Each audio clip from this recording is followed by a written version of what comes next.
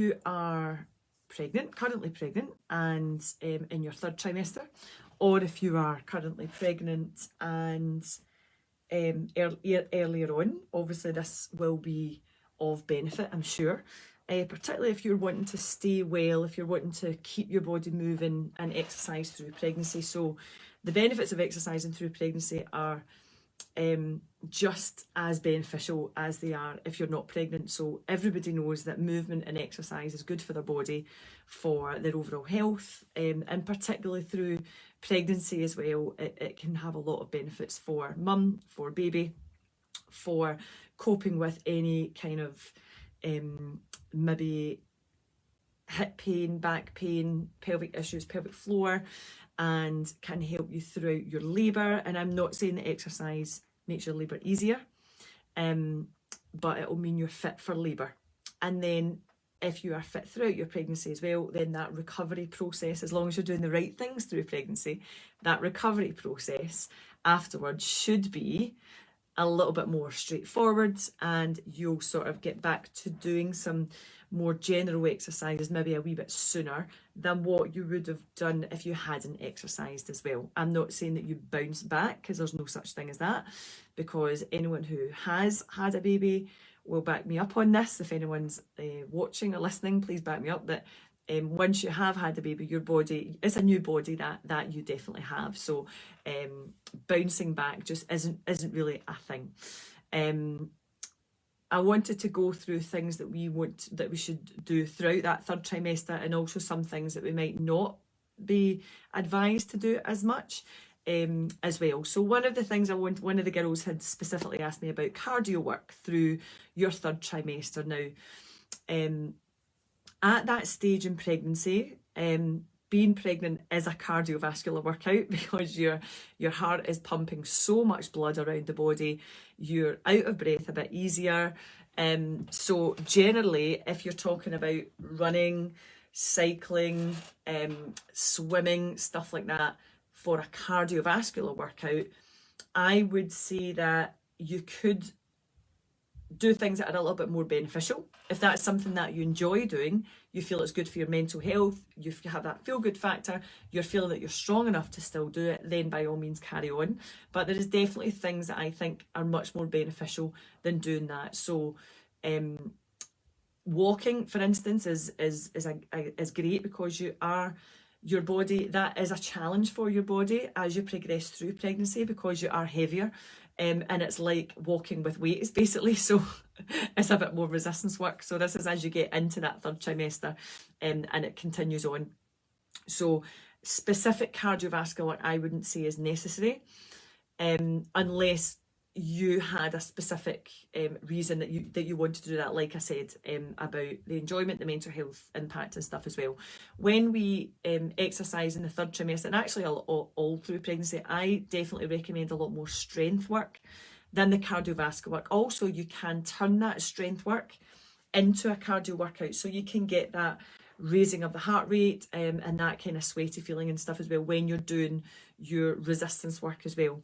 So the reason that I advise doing the resistance work is so that your body's strong, you are working with the changes in posture. So specifically in that 3rd trimester, body is changing a lot, baby is growing, bump is growing, your posture is really getting altered, and that can have a bit of an impact on the muscles, causing maybe imbalances, causing stretching of certain muscles, causing tightening of certain muscles, and this can result in things like back pain and pelvic pain, upper back pain, mid back pain, postural issues as well. So when you're doing your strength work, we are working, and these are pregnancy specific strength kind of workouts. We're working towards trying to keep that strength there, improve that strength there, and think about the muscles that are going to be more greatly affected than others. So for example, in this, for posture, you're much more front loaded through pregnancy with your bigger boobs and your bump, so we tend to round through the shoulders a little bit more. So what we would focus on doing is doing some strength exercises to work the muscles on the upper back, the back of the shoulders and down here, to help draw the shoulders back. And then we would work on some release stretching work to ease off the chest muscles, because when the shoulders are pulled forwards, these muscles tighten, and these muscles are lengthened. So we want to strengthen these, but we want to stretch these. So that's the type of thing that I would take into account when I was giving you pregnancy exercises to do. Whereas strengthening this with like your bench press and stuff, and also strengthening this, you're still going to cause that imbalance. So a lot more stretching work for these muscles that are affected throughout pregnancy. That goes the same for different areas of the body. I'm just using that as an example. So strength work is also really important for round about the pelvic area, for reducing your risk of pelvic girdle pain, sacroiliac pain, pubis symphysis disorder, and diastasis recti, which I'll chat about that in a wee minute as well. So that's the kind of reason that I would advise doing a lot more kind of strength work as opposed to focusing on the cardio work, because being pregnant is a cardio workout on its own. The strength work is going to have much more impact on your posture. You're going to be strong, and yeah, it can limit the amount of sort of aches and pains that you might come up against as well. With regards to, and when I say resistance work, I mean that as body weight work and mainly band work I recommend. But if you're used to using weights, then by all means carry on using dumbbells and barbells and stuff like that. But when I do my classes, depending on what kit you've got available, I'll show you resistance band option and I'll show you dumbbell option as well. With regards to core and pelvic floor, so the pregnant core is quite different from the general core work we do. So things like your general exercises you would do, like planks, maybe leg drops and crunches and stuff like that. Doing them in a correct manner through pregnancy, probably not up to that third trimester though, is fine. But you need to master those basics first of making sure your breath is doing well, and also integrating the deep core muscle, which is your transverse abdominis muscle, and that's linked to the pelvic floor. So when you're working that transverse abdominis muscle, the pelvic floor, it's a coordination that they have together.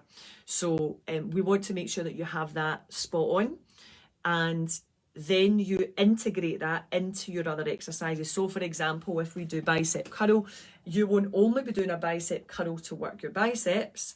You will also, because that's a move that you'll maybe do to lift baby, so you need strong bicep muscles, you'll also be making that into a core. So you'll integrate your breath, you'll integrate your pelvic floor into that so that you're working the deep core muscles. Because remember, these deep core muscles get hugely affected as a result of pregnancy. And the more you work on that and engage that, the quicker that recovery is going to be afterwards as well, because you already know it through doing it through pregnancy. So you maybe have a few weeks off of doing it, and then your body, your muscles have memory, so your muscles will remember it as well. So that's what we would do. We would focus on the breath and the deep core work, progress that into integrating it into exercises.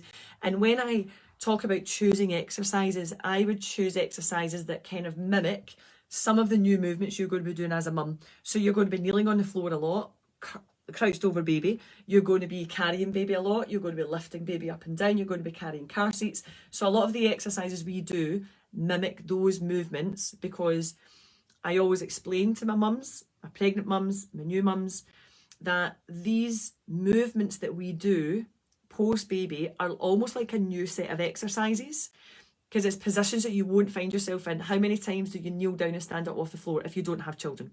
Whereas if you've got children, babies, changing nappies, toddlers, helping them doing whatever they're doing, kneeling down, picking up toys and stuff. These are all movements that you generally don't do. And as a result of that, we can have imbalances in the body. We can have almost like DOMS, like delayed onset muscle soreness from doing all these movements as well. And then that can develop into more pain, discomfort, imbalances in the body as well. So when we focus on the deep core muscles, it's the pelvic floor as well. And we want to work on that to reduce the intensity of that diastasis recti. So your abdominal muscles are going to separate throughout pregnancy, more so in that third trimester. And that's a pretty normal thing to happen.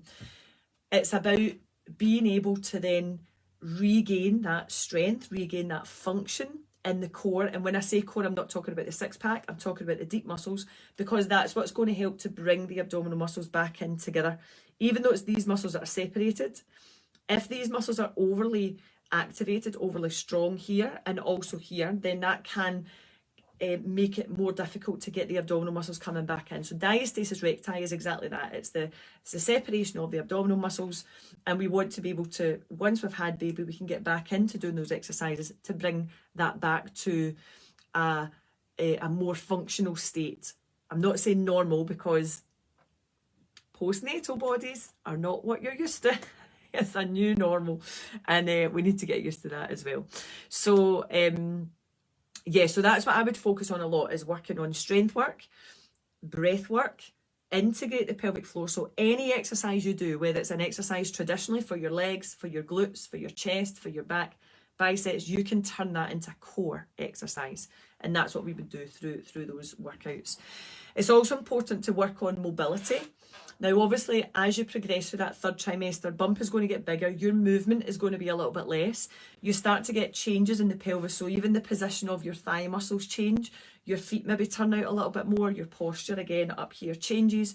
So we need to take that into consideration for the exercises we're doing. There's no point in me getting you to strengthen certain muscles that are already really tight, like I explained about the chest press. So we need to do that mobility. So you've got movement through the joints. And these are all exercises as well that are suitable for postnatally. Focus on that mobility through shoulders, through spine. Now, the rotation work, when you're doing any rotation in the third trimester, that will be pretty limited, because with bump being there, it won't let you rotate that much. So all the muscles down the mid part of the back tend to kind of tighten up a little bit. They get a little bit lazy because they're not being worked as an exercise. They are being worked because they work just by keeping you upright anyway, but you're not doing specific exercises for them as such, so they don't get the benefits of that. So mobility is really important. Again, I said about the hip strength and the posture, so that's what all of, when I'm giving you those pregnancy workouts, that's what we're focused on.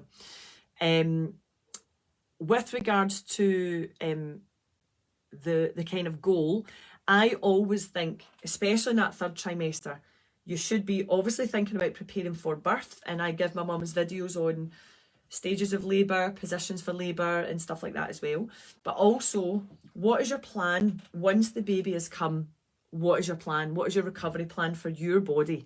Because it is a recovery process. So if you just imagine you've gone in for shoulder surgery, you would be discharged, you would have physiotherapy to help regain the movement, to regain the strength and stuff. If you go and have a C-section, you're discharged from hospital. That's it. No physio, no help with that.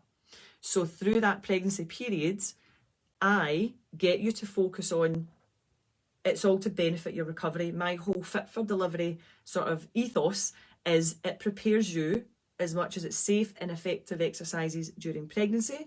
They are very much related to what you're doing for your recovery.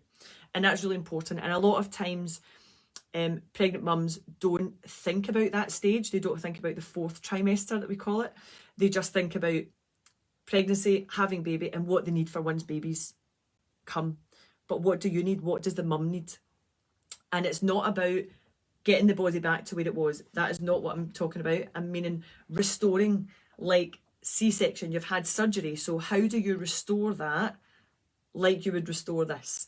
Likewise, if you ripped your leg off, it would be put back together and you would have physiotherapy for that. You have a vaginal delivery, you may have episiotomy, you may have tears and stuff like that. You're dispatched. You may get physiotherapy, depending on how severe it is, but it will be quite short-lived as well. But it's one of these things that mums need to be quite proactive. And I get a lot of, for my postnatal courses, I get a lot of second and third and fourth time mums who say, I wish I'd done all this after my first. I wish I exercised effectively through my pregnancy with my first, and I wish I had recovered after my first, because I definitely went back to buggy boot camp far too quickly with somebody who didn't ask me anything about my pelvic floor, didn't even ask me how I birthed my baby, and just took you on board kind of thing. So we need to think about that recovery process. That's an important part. So when you come along, that's what I get you thinking about as well. So let me just recap. We spoke about the cardio, because somebody had asked me to talk about that. The rotation work, I spoke about that as well, and the core and the pelvic floor.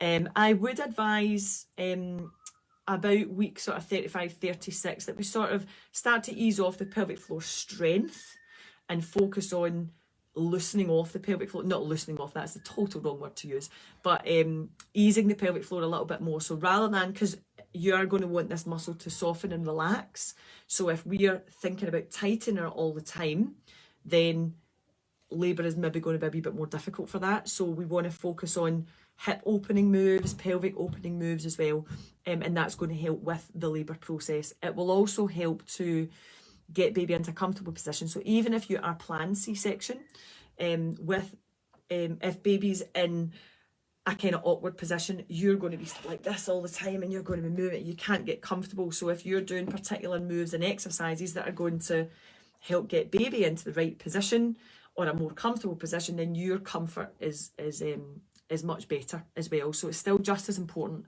as for C-section as it is for a vaginal delivery as well.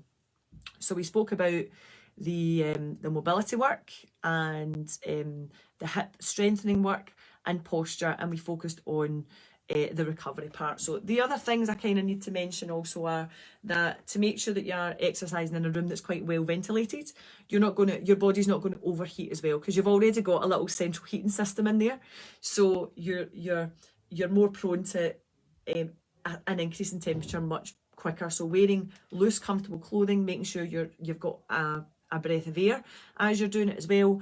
You've got no obstacles around you, so you're not going to trip over the dog or the cat or the mat or the dumbbells or whatever. Just making sure that everything is kind of out of the way. Making sure you are staying hydrated, that will keep the body cooler.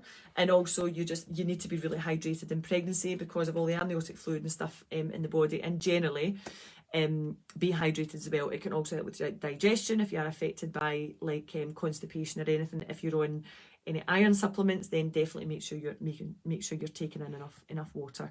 I would also advise a snack before exercising, maybe about 30-40 minutes before, and a snack afterwards or eating afterwards, just so that your blood sugars are more likely to sort of drop quite quickly throughout pregnancy. So if you've got those little snacks to hand, maybe little kind of protein balls or some gummy bears or something like that you can eat before, about 30 to 40 minutes, and that'll give you a wee bit extra energy for your workout. And also the afterwards, it will help replenish the energy stores that you've used up for your workout that you've done. Obviously exercise does require energy, and if you are feeling really tired and lethargic, now there is a like, are you so tired that you can't keep your eyes open? You maybe need to speak to the midwife and get your bloods checked and stuff again. Or is it that you're just feeling generally quite tired because of you've been sitting at work all day or it's quite warm, things like that? And will exercise actually boost that energy? Because quite often you can feel much more energetic after you exercise, but even when you're not pregnant as well, it can be difficult to get that motivation to do it, but once you've done it, you feel much more energetic. On the other hand, if you feel exhausted after you worked out, then I would say there's maybe something else there needing looked at. The other thing to really take into consideration in that third trimester towards the end, so from about week 38, I would really advise mums to start focusing on lots of relaxation, things that make you feel good, because if you've got those feel good hormones, we want oxytocin, the kind of love hormone, to come out, and it's much more likely that your labour is going to start sooner when you've got all these good hormones coming round. So doing things that make you feel good, making sure you're doing relaxation, you're doing some breath work, you're having lots of cuddles with your partner, your pets, your other children, things that just make you feel that if you get a little butterfly in your tummy when you look at the scan picture, have that scan picture, look at it multiple times through the day, and just really, really enjoy it. And doing things like watching a programme that makes you laugh, one of your favourite programmes, and speaking to friends and family that you love and care for, that can just really give you that feel good factor. So really focusing on doing that from about week 38 or so, because it's all about those happy hormones that we want to encourage as well. Gym ball, big gym ball, excellent for just keeping that pelvis in a comfortable position. A lot of exercise can be done with it. It's not the sort of be all and end all. There's things that you don't need to have one of them, but it is quite good because it can keep the pelvis in a nice comfortable position. Hold on, I'm getting a good night kiss here. You coming up for a kiss? Right, good night, darling. Love you. Okay. See you in the morning. You have a good sleep. Okay. Night. Heidi's coming up to say good night. So yeah, the gym ball, very good to have, and particularly towards the end, it could be the only thing that you really feel comfortable sort of sitting on towards those last few weeks, and lots of sitting with the feet out quite wide to help the just to encourage baby to come down into position, also with the knees coming in towards each other, but I go through lots of that in class as well. So hopefully that's helpful.